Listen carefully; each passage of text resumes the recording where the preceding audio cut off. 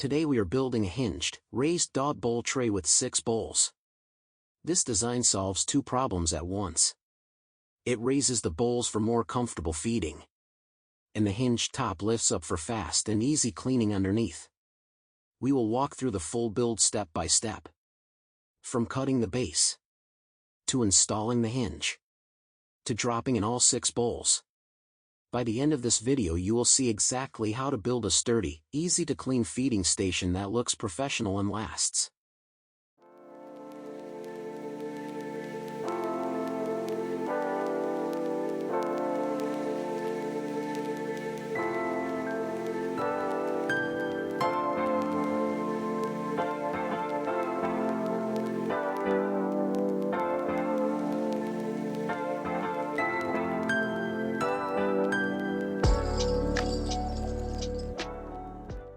We are using PVC board for this project because it is durable, water-resistant, and easy to clean. Unlike wood, PVC does not swell, warp, or absorb moisture from spilled water or wet dog bowls. It also resists mold and bacteria, which keeps the feeding area more sanitary over time. PVC is lightweight but still strong enough to support the bowls and the hinge system. It cuts cleanly on the Kongsberg table and does not splinter like plywood or MDF. And because the surface is smooth and non-porous, it wipes clean with just a cloth. For a dog feeding station that deals with daily spills, vibration, and cleaning, PVC board is a much better long-term choice than traditional wood.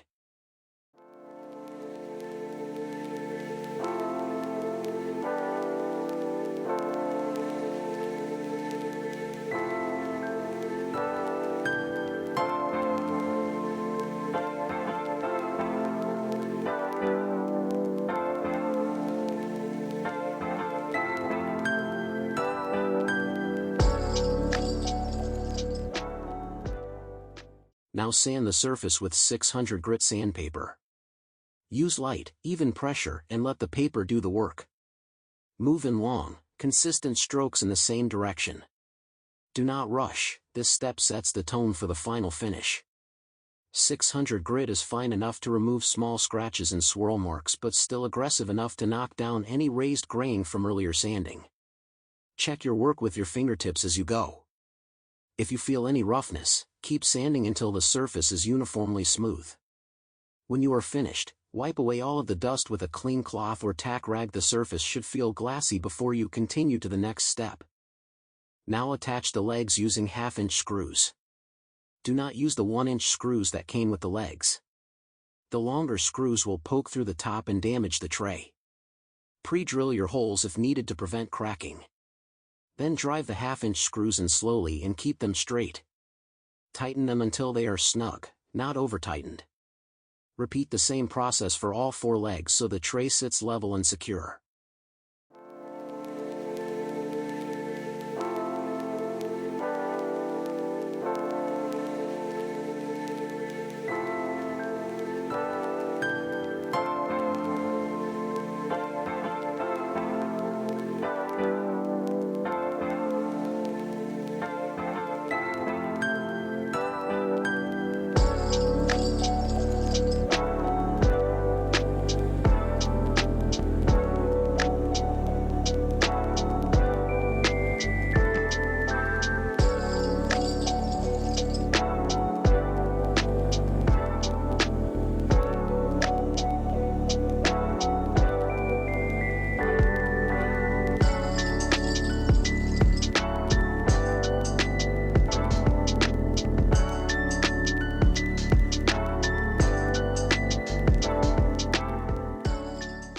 Now attach 4 hinges to the underside of the tray.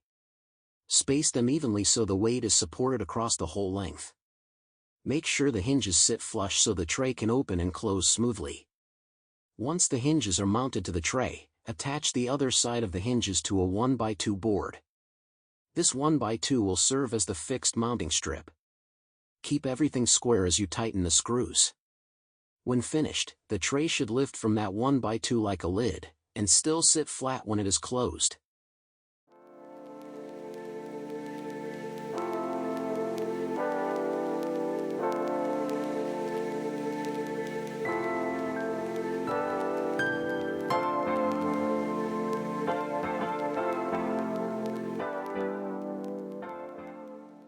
The 1x2 we are using is primed finger joint material. Finger joint lumber is made from shorter pieces that are joined together for stability. Because it is already primed, it is ready for paint without extra prep work. This type of board is straight, smooth, and less likely to warp compared to raw pine. It gives us a clean, finished look once installed, and saves time during the finishing stage.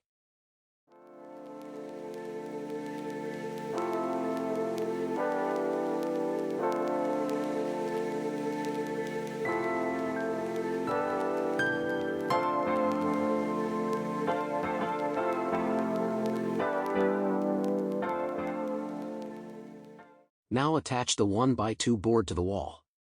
This board is the anchor point for the entire tray, so it must be mounted securely. Hold the tray in the closed position while marking your screw locations. Use a level to make sure the tray will sit straight once installed. Do not rush this alignment step. Drive the screws through the 1x2 and into the wall or baseboard. Tighten them until the board is fully seated with no wiggle or gaps. When the board is secure, open and close the tray a few times. Check for smooth movement, no rubbing, and no flexing at the hinge line. If anything feels loose or uneven, fix it now before moving on.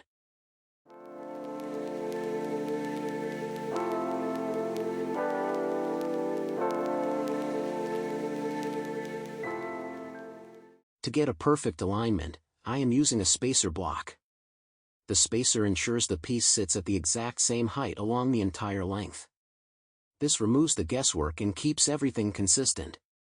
Instead of measuring every time, I just press the board against the spacer block, hold it in position, and then fasten it in place. This guarantees a clean, straight install and saves time during assembly. Before I start mounting the 1x2, I preset the screws into the board. Putting the screws in part of the way first makes installation faster and more controlled. I do this at the workbench where I have better stability and access. Then when it is time to mount the piece on the wall, I can hold it in position with one hand and drive the screws with the other. This prevents slipping and keeps the alignment exact.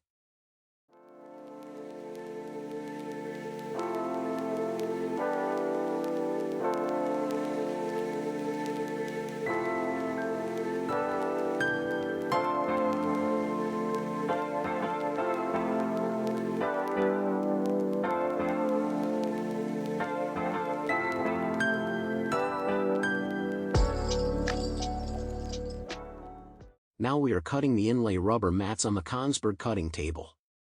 This gives us clean, repeatable cuts with perfect accuracy. Load the rubber sheet onto the bed and secure it so it does not shift. Make sure the surface is flat and free of debris before starting the cut. Select the correct tool and cutting pressure for rubber material. Too much pressure will deform the edges, too little will leave uncut fibers that tear later. Send the cut file to the table. Let the machine follow the programmed path for each mat. The goal is a tight, precise fit inside each bowl opening. Once the cuts are finished, remove the pieces and inspect the edges. If the fit is too snug or too loose, adjust the file and recut as needed. Perfect fit now prevents shifting and curling over time.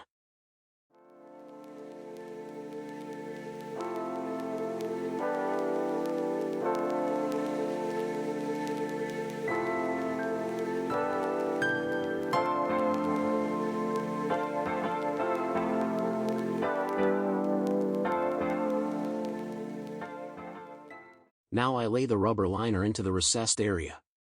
The inlay fits flush so it does not slide around during use.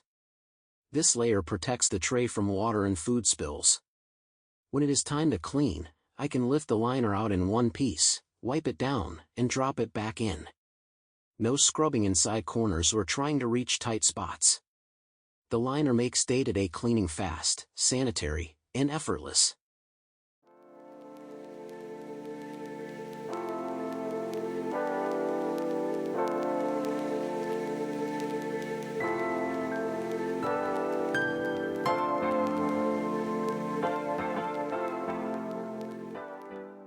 Now lift up the dog bowl. This raised hinge design makes it easy to clean underneath. No more crumbs hidden under the stand, no more sticky spots building up over time. Just lift, wipe and drop it back down. It takes only a few seconds and it keeps the feeding area fresh. Better hygiene, better smell and less work for you. A simple design choice that makes everyday cleaning faster and easier.